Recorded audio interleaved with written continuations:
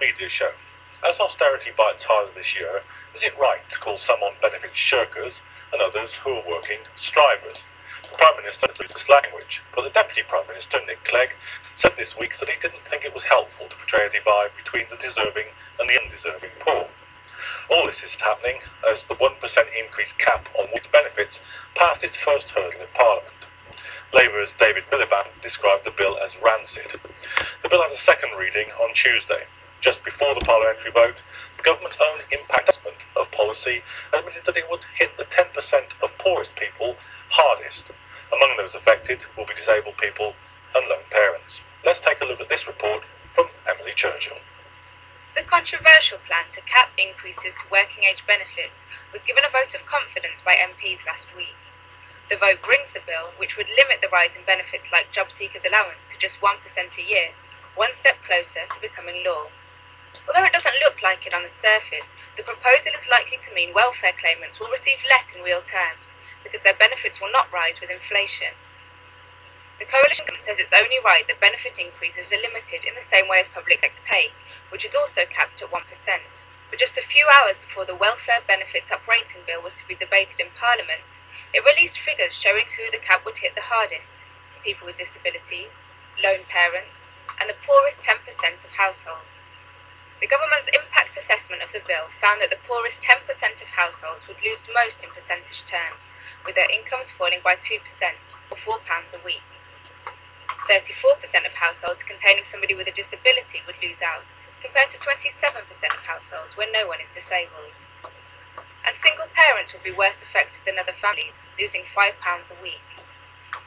Whether these gloomy predictions become reality will depend on what happens when Parliament next debates the bill, which is expected to be in a week's time. Emily Churchill, Islam Channel. So, is this an austerity measure too far? With me are Robert Oxley, campaign manager at the Taxpayers Alliance, and disability rights campaigner Jean Evely. Welcome to the programme, both of you. Robert, whatever you think about this proposal, aren't the government in danger of looking like saying two diametrically opposed things at the same time? We're all in together, the best off are going to pay most by introducing a measure which their own analysis shows will do exactly the opposite. I think let's talk about that analysis first. It's a static analysis which basically says that if you were to increase the amount of those at the bottom 10% by even a slightest amount, even if you didn't increase government spending on that, actually make them look like they're getting poorer. So we know that these assessments are not always the best way of giving a picture of what is happening with the benefits rises. Now the point to make very clearly is that the benefits which are being capped, which are only rising, which have been frozen, are benefits for those people out of work benefits or in work benefits. They aren't affecting benefits for the disabled and what you consider sickness benefits. Now, the impact assessment is something which has to be discussed. I think it is absolutely right that we start having debate about how this is going to happen. But at a time when the public finances are so strained, where we continue to borrow far more money than we continue to borrow far more money than we take in, the idea that we can't actually look at how our benefits bill is being carried out and how we cannot reform welfare, I think we can't ignore those problems. And let's not forget that average wages in the last 5 years increased by 13%. Average benefit payments increased by 20%. This is partly an unfortunate adjustment of the financial crisis. While many people in the private sector didn't see their wages go up, they did see benefits going up. So we have to have a levelling off there. How is this measure, do you think, actually going to impact on people?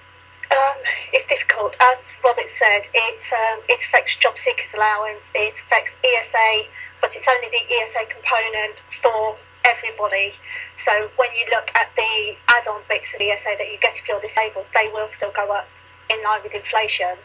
So it's going to make a lot of people very unsure about their finances over the next couple of years, because they're not going to know which are going to be capped, which aren't going to be capped, exactly how much money am I going to have to be able to budget for. So it's not really helping out people that much. I'm picking up some of the statistics Robert said. Yes, wages have been stagnating, but that's not a reason to actually demonise people on benefits. That's a reason to look at employers and say, you're still paying out huge dividends to your shareholders. Why are you doing this? In a time where people are hurting, why are you not investing more of your profit back into your business, into your employees, showing them how valued you are? Robert mentioned the rates, etc. in the last 5 years, healthy foods such as fruit and veg has gone up by 34%. This is at a time when the government are looking at health drives to try and encourage or even force people to eat more healthily because we're having an obesity epidemic in the country. Now, food prices at that rate, people just cannot afford to eat healthily, so they have to go out and buy ready meals, or they have to go out and buy pre-prepared meals because they're needing to spend longer in work to actually get enough money just to cover the basic overheads. Somebody for The Guardian recently tried to live on the average wage for the lowest 11 million in the country, which is £171 a week. He did this for 1 week. He said that after he'd paid all his core essential bills, he only had £31 left to buy food with. And at the end of the week, he was left feeling tired, irritable, sluggish, and he actually felt ill. He felt drained, and getting up was a real chore for him. Now, if he's having these symptoms after only 1 week, how are people feeling after a year, 2 years, 3 years? Let me put some of those points, Robert. Right, I mean, there's been a long-standing argument here, and it seems to have a lot of validity, that if you take away these benefits, it looks as if you're making some kind of saving, but actually what you're doing is, in general, you're costing society more because the effects on the people who receive them are worse and demand more out of the system at the end of the day than you saved by making the cut in the first place. Well, I think there are a couple of points raised. Our welfare system does need to be simpler, it does need to be fairer. It needs to make sure that it's rewarding those people who can go out and do work, but it's also helping those who are the most vulnerable in society. There have been many cases where discussions about what we do with this system, how we create incentives to work, and that has to be done. For too many years that has been ignored, and we haven't had a grown-up debate about the welfare system. You mentioned the language at the start. The language used by the politicians hasn't been great, but I think actually more than anything it's been the commentary on the outside of the debate when we've seen this language about scroungers and the rest of it. But we do have to have a welfare system which does actually reward work and ensures that people go out there. The welfare system wasn't designed for people to live on it long term or use as a way to top people's income. It is there to help those people such as with disabilities, those who need that help. But we can't have a system where what our welfare system has become today, which is topping up many people's income. Now, the reason it's doing that is, many people will sympathise with that point, but they will say, well, don't pay lousy wages then. The point is, it's not the problem that we pay lousy wages, it's the fact that we take too much money off people. There's a very big debate about the living wage. People saying you need to earn this amount to actually be able to, as you said, rising costs, fresh food, and it hasn't helped when this government has stuck up stuff like tea and made fuel incredibly expensive. But the argument that too many politicians put forward is what we're going to do is we're going to tax you. Even if you earn minimum wage, we're going to take money out of your pay packet. We're then going to put it through this welfare system, which is confusing, which people are going to have to write about. You're going to have to fill out forms, and then we're going to give it back to you in tax credits. That system isn't working because it wastes money at a time when we don't have it. We cannot forget it. There has to be. We have to actually cut the deficit. That has to happen because the finances in the state are not sustainable. But what we're saying is we're going to waste system by taking money off people, putting it through the bureaucracy, and giving it back. If you actually didn't tax the minimum national wage, you would actually be paying a living wage, and then you wouldn't be having to look. So I think there are debates about how we reform our tax system. This benefit cap on its own will not work in the long term. There has to be more about making sure that if you do go to work, it pays, and if you are stuck with disability living allowance and other areas that you need that support, that you do get that support. At the moment, our welfare system is broken. It's going down into politics at the moment as the two parties draw a dividing line. Yes, this benefit cap was difficult, but I think it's necessary. But it must be part of a much broader effort to reform our welfare system. So do you think that the welfare system, should it be reformed? Yes, definitely. I wouldn't go as what far. ways would you see it? I wouldn't go as far as saying it's broken. It has areas that don't work so well. So we've recently seen child benefit being cut for people earning over £50,000, but you can earn £80,000 as a joint income in your household and still get child benefit because it's only on a single person's income. So two people earning £40,000. So there's no coherent joined up thinking about what is happening and who it's going to affect and how it's going to affect and why. So yes, we do need to sit down around a table and have a massive discussion, but also to as was pointed out, there are lots of things that need to be done outside of the welfare system that will impact and reduce the benefits bill. So making sure a living wage is paid, capping rents in the private sector so that housing becomes more affordable. Most people in London spend 3/4 of their salary just on their rent. And if they don't get any help from housing benefits, then that can be even worse. How can we live in a society where it costs more to put a roof over our heads than we can afford to put food in our bellies? To capping rent's point, capping rent is addressing the symptom, is not addressing the cause. The problem that the reason rents are so high is there isn't an availability of affordable housing. Successive governments have simply failed to build enough houses. That is why it's so expensive. But there are over 2 million empty properties that could be brought back into use. There are thousands of warehouses and empty schools that are just sitting empty and abandoned that could be transformed into housing within months. But capping rent is just another level of state interference. It's giving more power from politicians over how you live your lives. The point is, if we're going to address issues like that, if we're going to redefine the poverty debate, we do have to address these issues such as a lack of housing, a lack of affordable fair food. Isn't the problem for your side of the argument, this, Robert, that this whole narrative that if we cut back the state, if we cut back on taxes, if we cut back on state interference, then the economy will grow, then it will be better off. This is exactly the argument, deregulation, that got us into the banking crisis in the first place, that caused the crash in 2007, 2008. Why should people believe it now?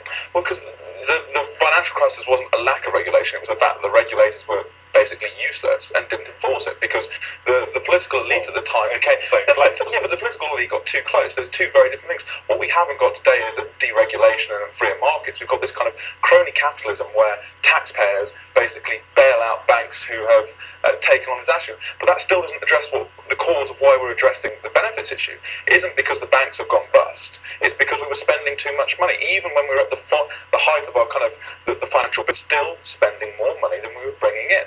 So we have to look at how we take the economy back and how we get it back to competitive. Because you're right, we do have to reform the welfare system to make sure that people are getting into jobs that work pays. But if the government isn't ensuring that the economy is booming and ensuring that the economy isn't growing, there aren't those jobs to go in. So you can't take this in isolation. And the problem is that what we have had for the last 10 years with the welfare system is any suggestion at a reform has been shouted down. And the worst thing is that you have certain kind of commentators who were previously supporting proposals saying, this is right. They were talking the equivalent of what we have today as a work programme. And when it was one party putting forward, they were saying this is the right thing to do, and then they didn't follow through with it. And then the second, it's the fact that people don't like this coalition. Once they put it forward, it's completely the wrong answer. And we aren't having this debate about how we solve the problems Britain has. So, do you think that this is the right frame to have the discussion in state regulation or no state regulation? Is that where the problem really lies?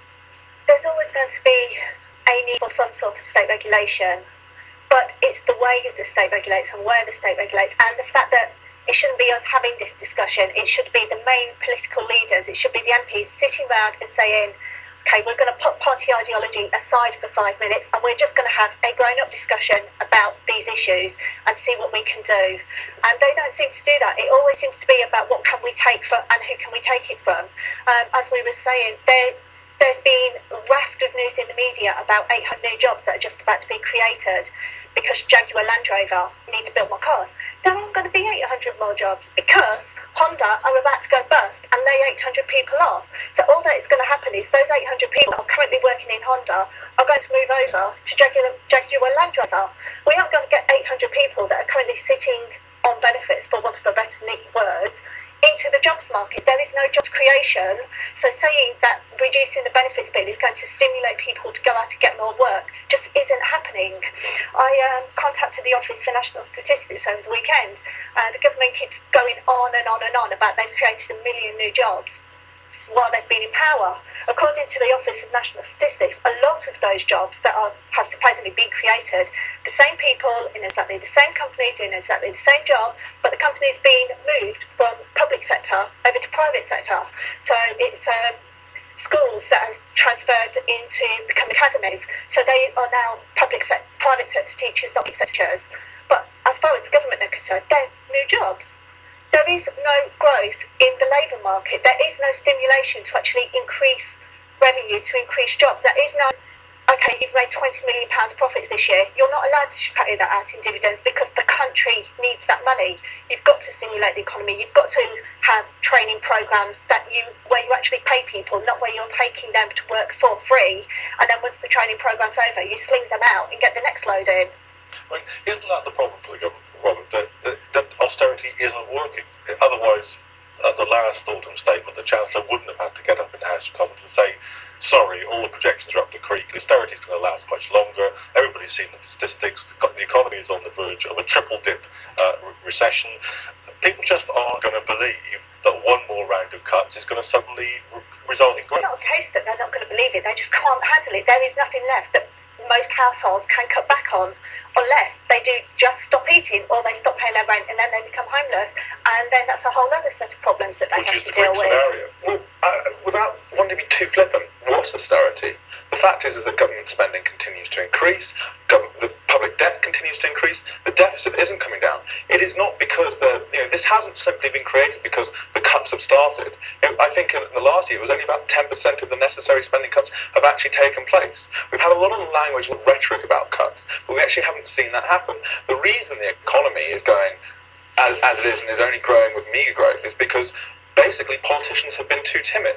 They have spent their time coming up with ideas, consultations, and then kicking it into a long graph. The Greek economy would be roaring ahead because nobody could argue that closing 700 schools in a society, pushing people to the point of absolute desperation, a huge chunk of the society in poverty and unemployed. You couldn't say, oh, look, the Greek government have been too timid. So why isn't their economy? Because the reason they have is because they are inextricably linked to the euro and they've borrowed too much money. The only way that Greece is ever going to be solved, sadly, is Greece leaving the euro. It will continue on this situation where they continue to say that they need to borrow more money to cover their debts. The fact they have a 32% of their economy isn't actually in the formal sector, it's a black economy. What's going on in Greece is very difficult. Britain, politicians like to talk it up. Had we not decided to address our debt problems, we could have gone that way. We haven't. The point is that we have to make necessary spending cuts. That is why we're having this debate about how much the welfare system costs us, because effectively what happened is, as I said, the welfare system has gone from being that safety net, which should be helping the most vulnerable people into society, to being an answer to low pay and issues such as that. And that isn't sustainable. We cannot finance that when we can't cover our own spending at the moment. An ever-increasing welfare state and an ever-increasing welfare state which covers low pay isn't going to work. So we do have to look at that. And the answer is to take less money off people, not keep taking it off them, putting it through this bureaucracy and hand it back to them. And the idea that we need to, that it should be the government telling us to do this, to stop paying dividends, to force, to basically tell companies what to do, that is how you destroy enterprise. What we need in this country is we need a regrowth of enterprise, and we need to shift the economy. And this benefits measure is part of it, and it has to be at a time when private sector wages, when the rest of the wages have gone up by less than benefits, when the public sector pay freeze has gone on and it's now only a 1% rise. The idea that you could then increase benefits at a far higher rate, that isn't just palatable to the taxpayers who are paying it. So what do you think will happen as a political consequence of this, Jean? Well, you said that austerity, what austerity? The Trussell Trust last year, since April last year, gave out 209,000 food packages. A food package is 3 meals a day for 3 days. So that's over 609,000 meals they've had to hand out. How can you say austerity isn't hitting when people cannot afford to feed themselves? Austerity, what you're talking about austerity is that there's simply no government spending. That is not true. What is happening is that we do see rising living costs. We see that on our energy bills, and we've seen that our energy bills have yet again gone up because of government policy. But again, this comes back to the point that you were saying governments should not need to regulate. Private companies have had 2.5 years to actually step up to the plate and say the country is in a pickle. Tell you what, David Cameron says we're all in it together, that we've got to pull together as a community, as a country, and help one another out. So we are going to do these things for ourselves. We'll forego our dividends for a couple of years to help out the economy. They're not doing it. Greedy people are greedy people. They just want their money. They don't care about the effect that it's having on other people. And so the government needs to step in and do something. They need to say, if we're all in this together, if things are going to be hard, it has to be hard for everybody. And everybody has to give up something. I think when we're having a conversation about language and use, and we're saying that it's greedy people's fault and it's certain people not giving out the company dividend. I think that's the real problem with our language. If we're going to have a debate about what the language we're using here, the point is that with dividends and fares, you want those firms to invest in themselves, to expand, to increase more jobs. But with the state of the economy, with the way that the government regulates, the way that you can't predict what happens, companies aren't actually investing in themselves because they are worried they're going to lose it. They're just sitting on the money. They're not doing anything with it. They could be doing things with that money. These are people who pay for the public services that we enjoy. We pay for those through taxes. Through taxes, but the company. But it's only corporation tax went down under the Labour government. It's gone down again to the Tories. It's one of the lowest in Europe. But again, this is another point. Also the most competitive economy now. But this is another point. If you look at the NHS privatisation bill, if you look at all the documents that's going around this, the government is about to put a bill to Parliament so that all the private companies that are supplying the NHS do not pay any corporation tax on the bits of service that they are providing to the NHS. Why? Why do they not have to pay their corporation tax? I can't take this to the tax line. I'm sorry, I don't feel like paying that little bit, so stuff it. You can't do that. Why are they allowed to say, you know what, I don't like this particular tax, so I'm not going to bother paying for it? You could say, okay, you don't want to pay that tax, fine, but you have to ring-fence it and invest that money back into the NHS. You cannot put that towards your profit shares, towards your dividends. But they're not going to. They're just going to do whatever they want with that money. Wouldn't your case as the Taxpayers Alliance, wouldn't it be strengthened if you took up some of those points? I mean, if you said what UK and can say about Amazon. I spent a lot of time talking about corporation tax and the way Starbucks. We spent a year coming up with a simpler, fairer tax system, saying if you did this, you wouldn't have these questions. But if you want to talk about tax avoidance, what is actually going on is that you're saying these companies should pay more than the law tells them. Now, fair enough, many people are very unhappy with the bills that Amazon, Starbucks have.